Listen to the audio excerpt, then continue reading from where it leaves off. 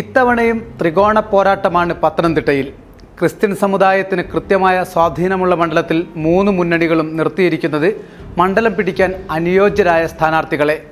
ഉറച്ച വലതുകോട്ടയെന്ന പ്രതീക്ഷയിൽ കോൺഗ്രസും മണ്ഡലം ഒപ്പം നിർത്തുക അസാധ്യമല്ലെന്ന തിരിച്ചറിവിൽ CPM-ഉം വർദ്ധിച്ചുവരുന്ന വോട്ട് വിഹിതത്തിൽ BJP-യും തുല്യ പ്രതീക്ഷ പങ്കുവയ്ക്കുന്നു. ഇത്തവണത്തെ വിധിയെഴുത്ത് 3 പാർട്ടികൾക്കും നിർണായകമാണ്, അതിലപ്പുറം വൈകാരികവും. പത്തനംതിട്ട, കോട്ടയം ജില്ലകളിലെ 7 നിയമസഭാ മണ്ഡലങ്ങൾ ചേരുന്നതാണ് പത്തനംതിട്ട ലോക്സഭാ മണ്ഡലം. കാഞ്ഞിരപ്പള്ളി, പൂഞ്ഞാർ, തിരുവല്ല, റാന്നി, ആറന്മുള, കോന്നി, അടൂർ എന്നിവ ഉൾപ്പെടുന്നതാണ് പത്തനംതിട്ട ലോക്സഭാ മണ്ഡലം. സമീപ തെരഞ്ഞെടുപ്പുകളിലായി വലതുകോട്ടയിൽ കാര്യമായ നിറവ്യത്യാസം കണ്ടു തുടങ്ങിയിട്ടുണ്ട്. കേരള കോൺഗ്രസ് മാണി വിഭാഗം വീണ്ടും LDF-ലേക്ക് എത്തിയതോടെ നിയമസഭാ മണ്ഡലങ്ങളിൽ LDF-ന്റെ സമ്പൂർണ്ണ ആധിപത്യം. പഴയ അടൂർ മണ്ഡലമാണ് പുതിയ പത്തനംതിട്ട മണ്ഡലം. 1967 ജയിച്ചത് CPI-യുടെ PC ആദിച്ചൻ. തിരുവിതാംകൂർ കുറവ മഹാസഭയുടെ പ്രസിഡന്റും ജനറൽ സെക്രട്ടറിയുമായിരുന്ന ആദിച്ചൻ 1971 K ഭാർഗവിയും 1977 PK കൊടിയനും ജയിച്ചു. രണ്ടുപേരും CPI-ക്കാർ. കോൺഗ്രസുകാരനായ KK കുഞ്ഞമ്പുവാണ് 1984 ലോക്സഭയിലെത്തിയത്. പിന്നീട് കൊടിക്കുന്നിലിൻ്റെ തേരോട്ടം. 89 N രാജനെയും 91 ഭാർഗവി തങ്കപ്പനും 96 PK രാഘവനുമാണ് പരാജയപ്പെട്ടത്. 1998 ചെങ്ങറ സുരേന്ദ്രൻ കൊടിക്കുന്നിലിനെ തോൽപ്പിച്ചെങ്കിലും തൊട്ടടുത്ത വർഷം കൊടിക്കുന്നിൽ തന്നെ ജയിച്ചു. 2004 ജയിച്ചത് ചെങ്ങറ സുരേന്ദ്രൻ. 2009 പുതിയ ലോക്സഭാ മണ്ഡലം നിലവിൽ വന്ന ശേഷം നടന്ന 3 തെരഞ്ഞെടുപ്പിലും പ്രകടമായി ദൃശ്യമായത് UDF ചായ്വ്. മണ്ഡല രൂപീകരണ ശേഷമുള്ള ആദ്യ പോരാട്ടത്തിൽ കോൺഗ്രസ് നേതാവ് ആന്റോ ആന്റണി അന്ന് CPM ജില്ലാ സെക്രട്ടറി കൂടിയായിരുന്ന K അനന്തഗോപാലിനെ 1,11,206 വോട്ടിനാണ് തോൽപ്പിച്ചത്. 2014 മുൻ കോൺഗ്രസ് നേതാവ് കൂടിയായ പീലിപ്പോസ് തോമസിനെ ഇടതുമുന്നണി രംഗത്തിറക്കി. ആന്റോ ആന്റണിക്ക് തന്നെയായിരുന്നു അത്തവണയും വിജയം. പക്ഷേ ഭൂരിപക്ഷം 56,191 കുറഞ്ഞു. 2019 ഇടതുപക്ഷം MLA വീണ ജോർജിനെ സ്ഥാനാർത്ഥിയാക്കി പോരാട്ടം കടുപ്പിച്ചെങ്കിലും മണ്ഡലത്തിൽ ആന്റോ ആന്റണി ഹാട്രിക് വിജയം നേടി. കഴിഞ്ഞ തെരഞ്ഞെടുപ്പിൽ നിന്ന് ആന്റോയുടെ ഭൂരിപക്ഷം വീണ്ടും 44,243 കുറഞ്ഞു. മണ്ഡല ചരിത്രത്തിൽ ആദ്യമായി BJP സ്ഥാനാർത്ഥിയായി മത്സരിച്ച K സുരേന്ദ്രൻ 3 ലക്ഷത്തിനടുത്ത് വോട്ടുകൾ നേടി.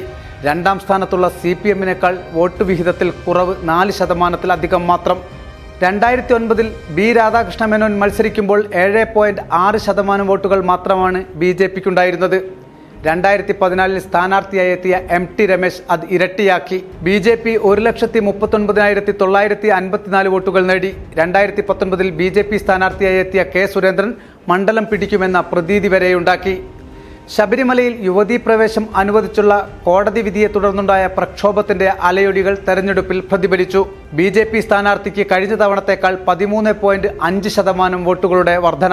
ശബരിമല സ്ത്രീ പ്രവേശന വിഷയത്തിന് ശേഷം മാറിയ പത്തനംതിട്ടയിലെ രാഷ്ട്രീയ സാഹചര്യം മുതലെടുക്കാനാണ് BJP-യുടെ ശ്രമം. കഴിഞ്ഞ തവണ 3ാമതെത്തിയെങ്കിലും അക്കുറി നേടിയ വോട്ടുകൾ സംരക്ഷിക്കുകയെന്നതാണ് പ്രധാന വെല്ലുവിളി. മോദി എഫക്റ്റും വികസനങ്ങളുമാണ് BJP-യുടെ പ്രധാന പ്രചാരണായുധം. കഴിഞ്ഞ തവണ പിടിച്ച വോട്ടുകൾക്കൊപ്പം സഭയുടെ പിന്തുണ കൂടിയുണ്ടെങ്കിൽ വിജയം സുനിശ്ചിതമാകുമെന്ന പ്രതീക്ഷയിലാണ് BJP. നായർ വോട്ടുകളും ഓർത്തഡോക്സ് സഭയിലെ ഒരു വിഭാഗത്തിൻ്റെ വോട്ടുകളും BJP-ക്ക് അനുകൂലമായി വരുന്നൊരു ട്രെൻഡും മണ്ഡലത്തിൻ്റെ പ്രത്യേകതയാണ്. കഴിഞ്ഞ തവണത്തേക്കാൾ ഇത്തവണ മത്സരം കടുക്കുമെന്ന കൃത്യമായ ധാരണ കോൺഗ്രസിനുണ്ട്. അതിനാൽ തന്നെ വോട്ട് ചോർച്ച തടയുക ലക്ഷ്യമിട്ട് അതിനനുയോജ്യമായ രീതിയിൽ അടുക്കും ചിട്ടയോടെയുമാണ് കോൺഗ്രസിൻ്റെ പ്രവർത്തനം. വിജയം കൈവിടില്ലെന്ന ഉറച്ച പ്രതീക്ഷയിൽ തന്നെയാണ് കോൺഗ്രസ്. എന്തു വില കൊടുത്തും മണ്ഡലം തിരിച്ചുപിടിക്കാനാകുമെന്നാണ് LDF-ന്റെ അവകാശവാദം. കരുത്തനായ സ്ഥാനാർത്ഥിയെ തന്നെ മത്സരത്തിന് കച്ചകെട്ടി ഇറക്കിയതോടെ കോൺഗ്രസിനും BJP-ക്കും ഇക്കുറി മത്സരം കടുക്കുമെന്നുറപ്പ്. സർപ്രൈസ് സ്ഥാനാർത്ഥി പ്രഖ്യാപനവുമായാണ് ഇത്തവണയും BJP അംഗത്തിനിറങ്ങുന്നത്. 3ാം സ്ഥാനം കൊണ്ട് തൃപ്തരാകേണ്ടി വന്ന BJP ഇക്കുറി രണ്ടും കൽപ്പിച്ചു തന്നെയാണ് ഇറങ്ങിയിരിക്കുന്നത്. ശബരിമല വിഷയത്തോടെ 3 മുന്നണികൾക്കും വിജയസാധ്യത കൽപ്പിക്കപ്പെടുന്ന മണ്ഡലമാണ് പത്തനംതിട്ട. പരമ്പരാഗതമായി ലഭിച്ചിരുന്ന പിന്തുണ നിലനിർത്തുക എന്നതാണ് UDF നേരിടുന്ന വെല്ലുവിളി. UDF വോട്ട് ബാങ്കിൽ വിള്ളലുണ്ടാക്കേണ്ടത് മണ്ഡലം പിടിച്ചെടുക്കാൻ LDF-ന് ആവശ്യവുമാണ്.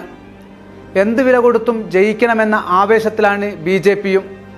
എല്ലാവരും ഒരുപോലെ വിജയം പ്രതീക്ഷിക്കുന്ന പത്തനംതിട്ടയിൽ പ്രവചനങ്ങൾക്ക് സ്ഥാനമില്ല. എതിരാളിയേക്കാൾ മേൽക്കൈ നേടുന്നവനൊപ്പം നിൽക്കും വിജയം. എന്തായാലും ഒന്നുറപ്പ്, പോരാട്ടം ഇത്തവണയും കനക്കും.